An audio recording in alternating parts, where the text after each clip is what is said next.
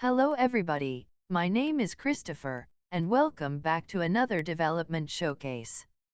Today I am pleased to be able to show off the highly anticipated Station Alert. What started out as a side project was quickly thrown into the limelight. While making Fire Alarms Reborn, every once in a while I'd get someone messaging me, asking for a release date, and it became a bit of a running joke that every time the question got asked, the release date got delayed. Now, let me tell you, Station Alert, I got hounded. Looking at you, Shay Macker, love ya. People really wanted this thing. If I delayed it every time I got asked, we'd be looking at a 2028 release date easy. But anyway, it's finally here, and I'm pumped to tell you about it. Before we get into it though, I need to take a moment to thank a couple of people. Firstly, special thanks to Ibonoja Maps for letting me use their Davis Fire Station while creating Station Alert. The MLO features 4 unique layouts, 8 bay doors that can be linked to a Station Alert, and boasts 18 rooms. Now, I needed to say all that as part of our agreement, but I can honestly say that having used this map for a month now, it's genuinely a fantastic MLO. If you're looking for a fire station interior for the Davis area, I can personally recommend this MLO. Check it out in the link in the description. Next up, a huge thanks to Sonoran Software for working with me on creating the official Sonoran CAD integration for Station Alert.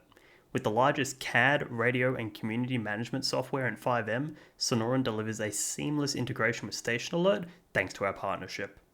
While Sonoran CAD Pro customers can enjoy a free copy of Station Alert, any Sonoran CAD Plus customer can make use of the Sonoran Station Alert integration. More on that later in the video. Finally, a quick thanks to the Aussies and friends who helped me film this slick showcase trailer. This video is going to be me yapping about all the features of Station Alert, so if you haven't seen it already and you want to see what it looks and sounds like when an alert drops, make sure to check that video out. Link in the description. So, what is Station Alert? Station Alert allows server owners and developers to add comprehensive turnout systems to their existing fire station MLOs. The features Station Alert offers rivals that of what's available in the real world, including bay doors that automatically open when a station receives an alert and close automatically when the truck drives through. Want to control the doors manually? No problem. Make use of our custom door control prop to open and close doors as you see fit. Not inside the station? Maybe on the way back from a call? We got you covered. Use the door buzzer menu to open and close doors from the comfort of your vehicle. But Station Alert does more than just control doors. We make sure your firefighters know when the tones are dropping. We have speakers you can place around stations that will play tones and text-to-speech in 3D audio. More on that in a minute. There's also unit indicator lights that illuminate different colors depending on the type of call or what trucks are required. And finally, if neither of those get your firefighters' attentions, we have call screens which display the details of the latest call, along with what doors are open or closed, and how long it's been since the alert was received. Let's talk audio for a minute. Station Alert uses 3D NUI audio. This means you get the benefit of 3D audio without the hassle of native audio. By default, Station Alert comes prepackaged with 3 different alert tones to pick from, but you can add to or replace these easily by providing your own MP3 or WAV files. Station Alert also has an optional subscription add-on which adds text-to-speech for alert details, which are then played out over the station speakers. The text-to-speech allows your firefighters to listen to call details without needing to stop and read off a CAD, pager, or any other device. Text-to-speech not your thing? No problem. With the customization options available, you can pre-record a message for every truck and use it as a tone when an alert comes in, if you really wanted to. We've talked audio, now let's talk visual. And first up is the unit indicator. The unit indicator is a custom prop that when placed can light up any combination of red, green and blue. Or none at all if you're boring like that. The unit indicator can be utilized in a variety of ways, but to give 2 examples. You could assign different call natures to different colors. With red, green and blue, that gives you 7 possible color combinations. Red could be fire, blue could be medical, green could be hazmat, and so on and so forth. Another option could be to assign different colors to different types of trucks. Red could be engines, green could be rescues, blue could be ambulances, etc. The next visual tool in the arsenal is the call screen. When there's no active alert, the call screen will display the station name and optionally the current time in the pre-configured time zone. When the tones drop, the screen will instantly update to display the details of the call, the time since the call was received, and which doors are open or closed. And I know the Inferno logo is beautiful, but don't worry, you can change it to display a logo of your choosing. Not a fan of the bouncing DVD logo screensaver? Or maybe you want more information on the alert screen? No problem. You can edit the call screens to display a website of your choosing, and we'll pass along information like station name and call details as part of the request. Developers whose interest got piqued by that statement should check out our documentation for more information. The last visual indicator is the wall lights. These little lights are designed to be placed on the exterior of fire stations to alert people nearby that the station has a call and fire trucks will soon be leaving, so stand clear. The lights will activate as soon as an alert is received and will automatically deactivate after a pre-configured time. You can also place these lights inside the station, if you like having a disco inside your fire station. Having now talked about audio and visual separately, it's time to talk about what happens when you combine them, which leads us nicely to traffic lights, and by extension, doors and door controls. Interior traffic lights are a miniature traffic light that can be linked to individual doors. Regardless of any alerts, the lights will show red if the door is closed, flash yellow if the door is opening or closing, and green if the door is open.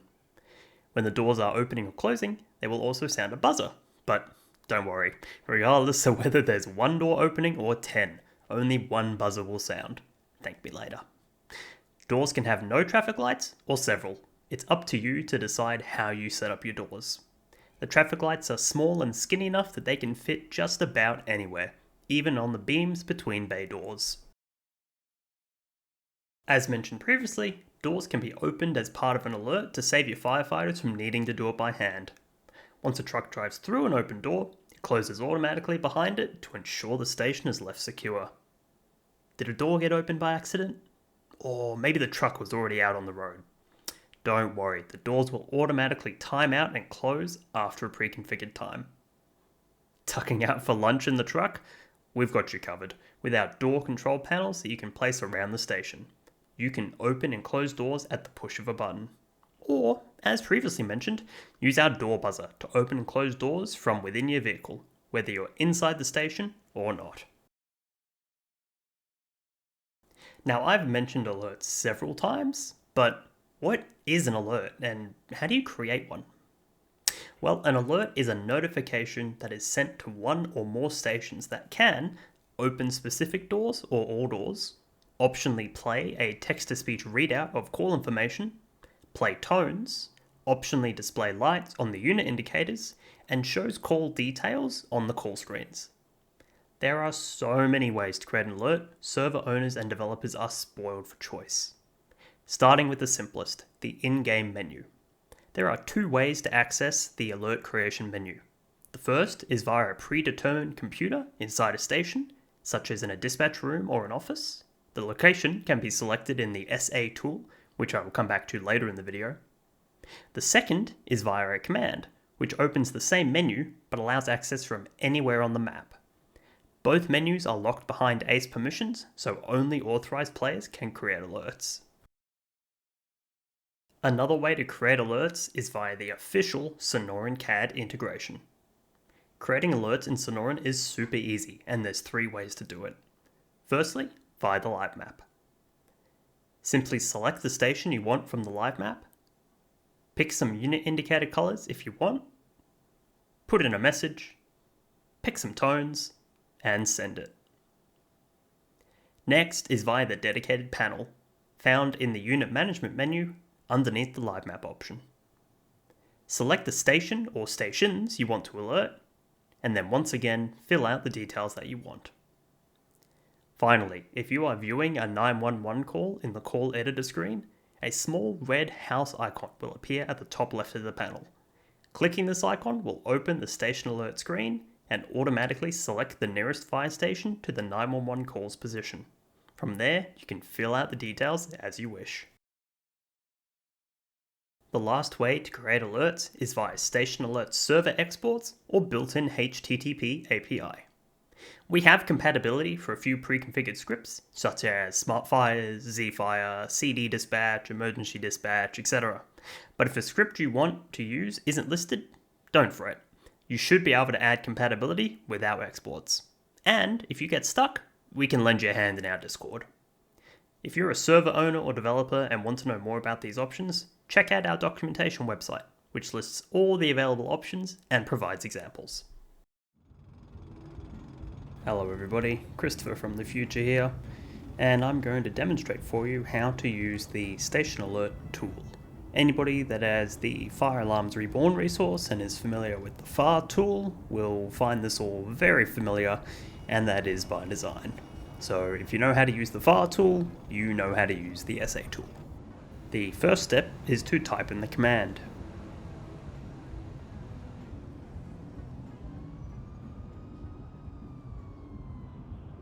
You'll notice here that it is telling me I have a pre-existing draft, but I'd like to create a new one for this demonstration.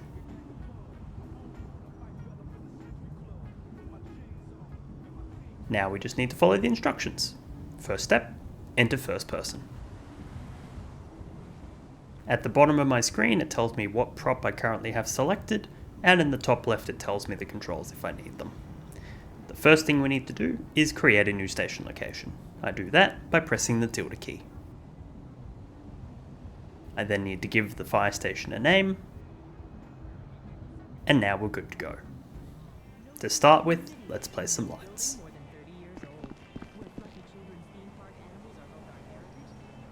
I'm using the arrow keys here because the prop is getting sucked into the wall a little bit, and pressing left click to place the prop.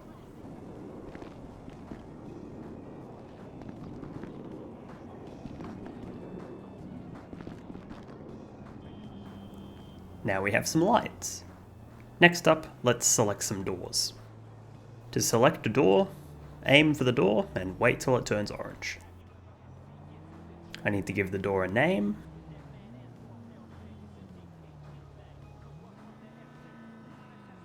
And now I'll repeat the process for the 3 other doors.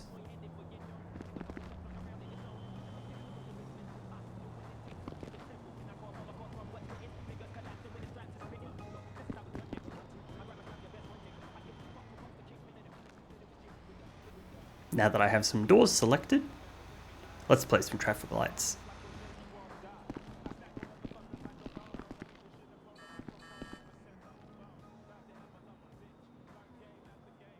You'll notice when I place the light, I need to select a door to link it to, so it knows which door to show the lights for. In this case, we're near door 1.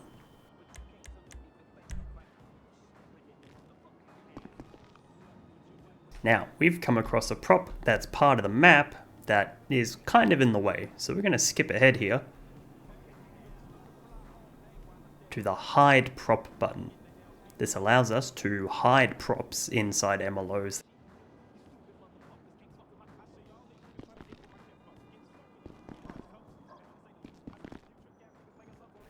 Now we can go back to placing traffic lights.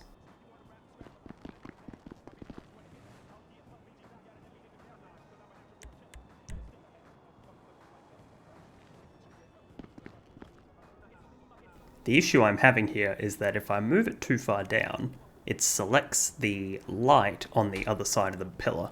But that's okay, because if I place it above, I can then select it again with left click, waiting for that white circle to appear, and move it to the position I'd like it by left clicking again.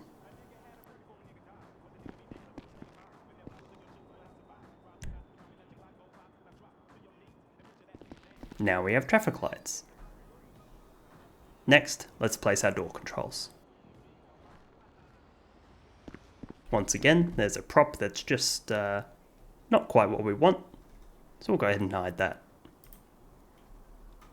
And then place our door controls.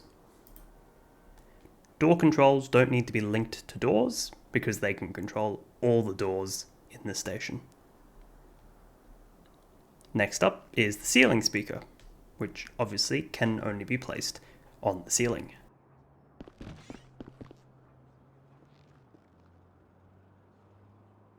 Once placed, you'll notice that there's a green outline. When we place a ceiling speaker, it'll display a radius. You can see it on the ground there. It'll pick a random color and draw this radius for us so we know roughly where we need to place our next speaker. Because if we place too many close together, we'll get a really annoying and loud overlapping sound. So I'm going to find where this circle ends in here, which is right around here. And I'll place another one probably around here somewhere. There we go. You can see there's another color here, a pink circle. And we see we haven't got any overlap. A little bit of overlap is okay. Like probably a few steps worth, probably about that much overlap is okay. Any more than that and it's just very uncomfortable on the ears. Now that we have some ceiling speakers, let's select a computer. Now, the computer isn't actually a prop that you place, it's just a selection of an existing prop. Now, it doesn't actually need to be a computer, and in most cases, it's actually easier not to select a computer. And the reason being is because if you look here, for example, there's a chair, and it's static, it doesn't move. So trying to get the distance check to that monitor might be a bit of a pain, and you might have people having to climb on the chair or climb on the desk. So it's actually easier just to pick the chair. Boom. Now the chair is our computer. Nobody knows the difference. Next up, we have the unit indicator. Nice and easy. Put that down wherever we like. It shows us the red version there, just so we know what it looks like with the environmental lighting and such. And finally, we have the call screen. Now, I don't think there's room for it in this room, so we're going to go outside.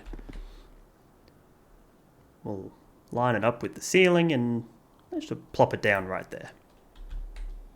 Now it shows black in the tool, that's okay, it's meant to do that, and there you have it. We have built out a very basic and very rushed, but complete station alert system.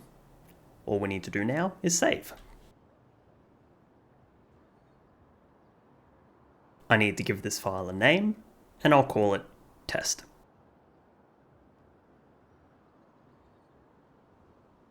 And there you go. The draft has been saved. The file for this draft can be found in the root directory of the server. That's the same place as where the server.cfg is located generally, inside a new folder called Draft Station Locations. From there, the draft will need to be taken and put into another FiveM resource. To get a handle on how all of that works, please take a look at the documentation. It explains how to do it. And that is all I've got for you today, folks. For more videos on Station Alert, check out the previous uploads on this channel. We got a handful of videos showing off the different aspects of Station Alert. If you have any questions about Station Alert, please feel free to join our Discord. Same goes if you've purchased the resource and need a hand setting it up or customizing it. Thank you very much for watching, and I hope you have a fantastic day.